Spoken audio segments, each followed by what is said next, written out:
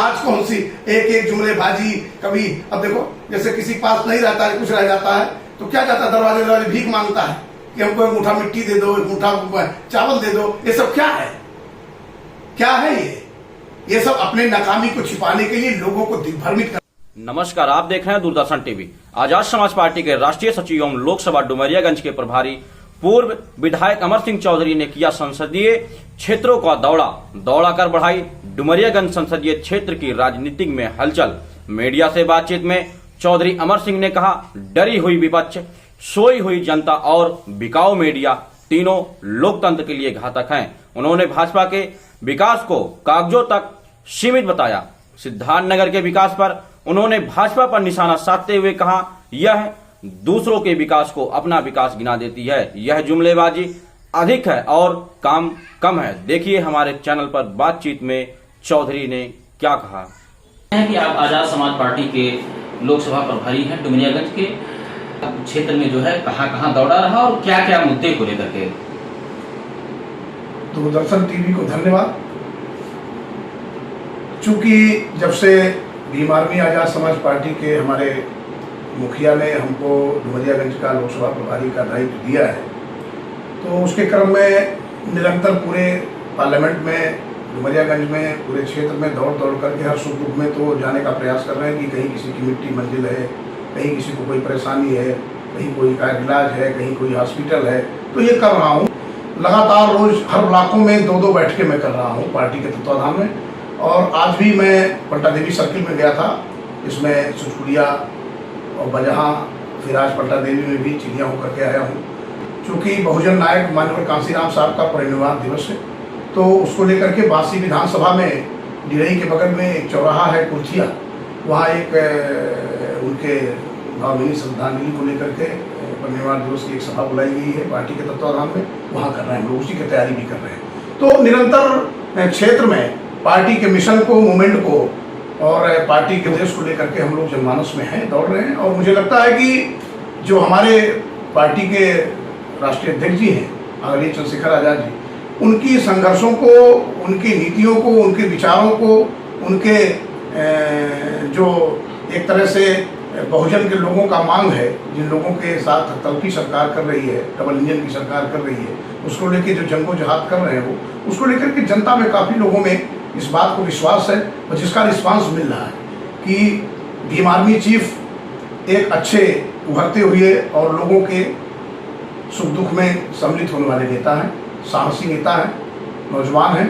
तो उसको लेकर के डुमरियागंज में जिस तरह से नौजवानों का, माँ बहनों का, बुजुर्गों का आशीर्वाद मिल रहा है, सहयोग मिल रहा है, उसको लेकर के हम लोग भी खुश हैं। तो ये कार्यक्रम तो चलता रहेगा। तो उसको लेकर के भीम आर्मी आजाद समाज पार्टी, आप देख रहे हैं कि पूरे देश में हमारे नेता और जहाँ जहाँ भी हमारे पार्टी के नेता हैं, इस सरकार की इन तमाम गलत नीतियों के खिलाफ आवाज बुलंद कर रहे हैं। और उसी क्रम में विपक्ष की जो भूमिका होती है, क्योंकि मैं एक ही चीज जानता हूँ कि इस देश में कहता भी हूँ मैं कि डरा हुआ विपक्ष और सोई हुई जनता और बिकी हुई मीडिया भी कह लीजिए, बिकाऊ मीडिया, ये तीनों लोकतंत्र के लिए घातक होते हैं। लेकिन सजग प्रहरी के रूप में मैंने देखा इस सरकार में, जो प्रधानमंत्री देश के श्री नरेंद्र मोदी जी, इनको ईर्षा में देख रहा हूं कि जो देश के समाज के लिए हित की बात कर रहा हो, चौथे स्तंभ के तहत अपने कर्तव्यों का निर्वहन कर रहा हो, बड़े बड़े मीडिया वालों को भी ये बख्श नहीं रहे हैं, उनको भी अपना काम नहीं करने दे रहे हैं। और सोई हुई जनता, डरा हुआ विपक्ष ही नहीं। तो भीम आर्मी आजाद समाज पार्टी जम करके लड़ रही है। आपको लग रहा है कि हर मुद्दे पर जहां भी विसंगतियां, सरकार जहां भी घोटाला करना चाहते हैं, जहां भी लोगों को गुमराह करना चाहते हैं, वहां टप से भीम आर्मी आजाद समाज पार्टी पकड़ करके और उसके खिलाफ आंदोलन कर रही है, धरना प्रदर्शन कर रही है, ज्ञापन दे रही है। ये आपको लगा भी है कि यहाँ के एक विकास पुरुष अक्सर हर कार्यक्रमों में लिया जाता है और सिद्धार्थनगर का विकास वो काफी जोड़ करके देखते हैं। आप किस तरीके से देख रहे हैं? देखिए, धीरे धीरे 78 साल देश के आजादी के बाद समय समय पर सब लोगों ने काम किया है। विकास पुरुष कौन है, कौन नहीं है, विकास तो किए नहीं, लेकिन चमचे लोग विकास की खिताब देते हैं, विकास पुरुष करके बनाए। चाहे तमाम ऐसे चमचे हैं इस जिले में कुछ लोग कि जो जिला किसने स्थापना किया, किसने शिलान्यास किया, उसका नाम भूल करके अगले को नाम ही बता देते हैं कि जिला के आविष्कारक यही हैं, यही जिले को बनाने वाले हैं। तो ऐसे चमचों को क्या कहना है, विकास क्या बात करते हैं, क्या विकास है भाई? हम तो कहते हैं विकास तो पहले से होता आ रहा है। 1990 से मैं देख रहा हूं कि राजीव गांधी ने प्रधानमंत्री काल में त्रिस्तरीय पंचायत की व्यवस्था की, जो अद्वितीय व्यवस्था है। ग्राम पंचायत, क्षेत्र पंचायत, जिला पंचायत सब लोग जानते हैं। कार्यदायी संस्था बनाया, विकास को गति दी और कंप्यूटर इलेक्ट्रॉनिक चीजों में आगे बढ़ाया। इंदिरा जी ने बहुत कुछ काम किया, लाल बहादुर शास्त्री जी ने बहुत कुछ काम किया। तो तमाम हमारे जो पूर्वज जो प्रधानमंत्री का दायित्व निभा चुके हैं, ऐसा नहीं कि काम नहीं हुआ है, लेकिन पहली बार ये देखने को मिल रहा है कि काम कम, जुमलेबाजी, झूठी ज्यादा, ये देखने को मिल रहा है वर्तमान सरकार में। एक एक जुमलेबाजी, कभी अब देखो जैसे किसी पास नहीं रहता है, कुछ रह जाता है तो क्या कहता है, दरवाजे दरवाजे भीख मांगता है कि हमको एक मुठा मिट्टी दे दो, एक मुठा चावल दे दो। ये सब क्या है, क्या है ये सब अपने नाकामी को छिपाने के लिए लोगों को दिग्भ्रमित करने का काम कर रहे हैं। ये तो वीरों को नमन, और वीर को नमन तो हम भी करते हैं। अरे वीर को नमन करने के लिए भाई इनसे हमको सीखना पड़ेगा, भाजपा वालों से। भाजपा वाले का राष्ट्रीयता और नैतिकता हमको पाठ पढ़ाएंगे, जिनको खुद ही नहीं आता। 40-40 जवान सीमा पर पुलवामा पे शहीद हो गए और गृह मंत्री ने इस्तीफा दिया। मोरबी का पुल गिर गया, 188 लोग जो है उसमें दब गए, पर किसी ने इस्तीफा दिया। उड़ीसा में रेल हादसा इतना बड़ा हुआ, देश का पहला इतना बड़ा हादसा हुआ, उसमें रेल मंत्री ने इस्तीफा दिया। हमारी बहन बेटियां पहलवान जो देश का नाम रोशन की, ओलंपिक एशियाई खेल में पदक जीत करके लेके आई, और वो 44 दिन तक जंतर मंतर पर अपने इंसाफ की भीख मांगती रह गई। आपने कौन सा इंसाफ का पाठ पढ़ाया भाई? मणिपुर जल रहा था, मेरी माँ बहनें सड़क पर नंगी की जा रही थी, सरकार आपकी थी, आपने कुछ किया? मैं कहता हूं कि जो प्रधानमंत्री जी का पार्लियामेंट है बनारस, वहां का पुल गिरा था, 18-20 लोग दब गए थे, वहां कुछ किए, सांसद जी इस्तीफा दिए। तो ये क्या नैतिकता की पाठ पढ़ाएंगे? अपना घर आ जाए, अपने आप को बचाना हो तो पीडीपी से भी हाथ मिला लेंगे, और इधर मस्जिद का माइक उतरवा देंगे, उधर मंदिर का उतरवा देंगे। तो अपने काम के लिए बस अपना काम कर रहे हैं।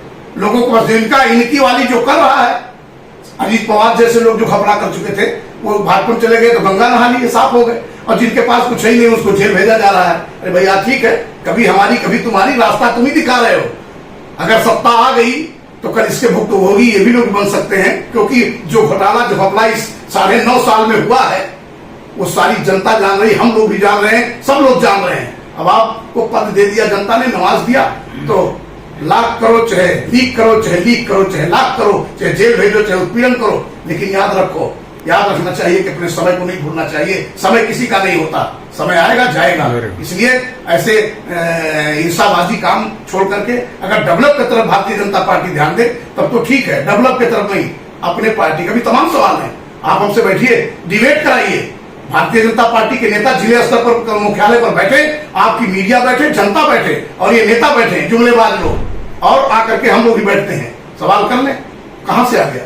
650 करोड़ रुपए में हमारे इसरो के महान वैज्ञानिकों ने देश का नाम दुनिया में रोशन किया, चंद्रयान 3 की सफलता हासिल की मात्र 650 करोड़ में, और 6,491 करोड़ रुपया, 6,491 करोड़ रुपया 8 साल 10 महीने में मोदी जी अपने विज्ञापन पर खर्च कर रहे हैं।